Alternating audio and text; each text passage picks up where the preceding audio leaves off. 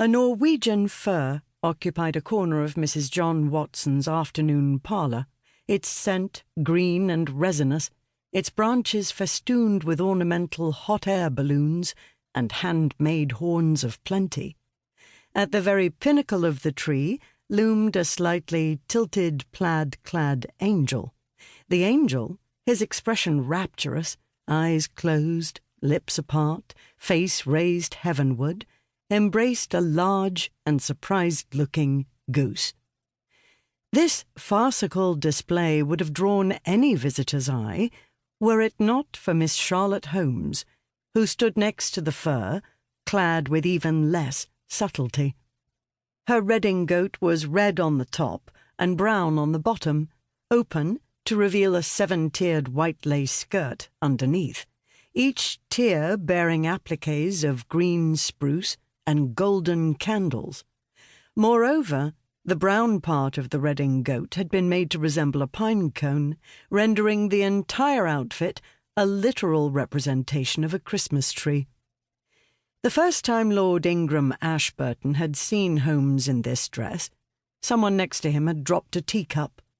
He himself had been incredulous that he not only knew this woman, but corresponded with her, and had been thoroughly relieved that she had not walked up to him, obliging him to acknowledge her.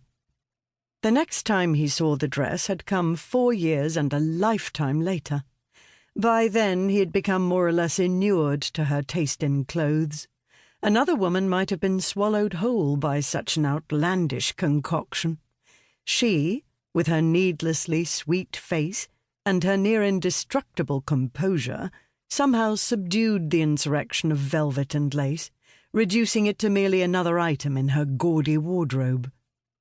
In the months since her public fall from grace, which had obliged her to run away from home and start life afresh on her own, he'd thought more than once of this particular dress, buried in her parents' house in the country, lonely and pining to be worn, to be abroad in all its absurd splendour. And he'd also thought more than once of the surprise and gladness he'd feel if he should ever see it again, of the smile that the sight would bring to his face. He was not smiling now, nor was the other woman in the room. Under different circumstances, Mrs. Treadles, wife of Inspector Robert Treadles, Lord Ingram's friend and Holmes's sometime collaborator, would probably have grinned in good-natured appreciation at such sartorial hullabaloo.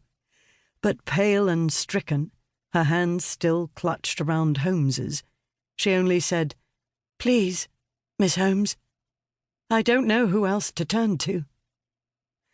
Lord Ingram, travelling from his brother's country estate to his own, had stopped in London to see Holmes, with whom he shared a long, complex, and increasingly line-blurring friendship. He had intended to tell her that he was ready to erase the lines altogether, and as he'd waited in the afternoon parlour of Mrs. Watson's house to be received by Holmes, trying to rein in his anxiety and agitation at the enormity of what he was about to do, Mrs. Treadles had arrived, with the news that her husband had been arrested on suspicion of murder.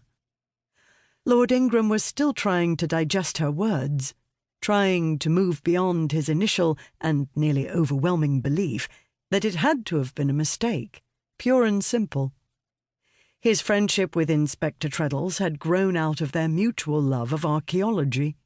This past summer, however, he had disappointed Inspector Treadles with his continued friendship with Holmes, given that Holmes was no longer a respectable young lady.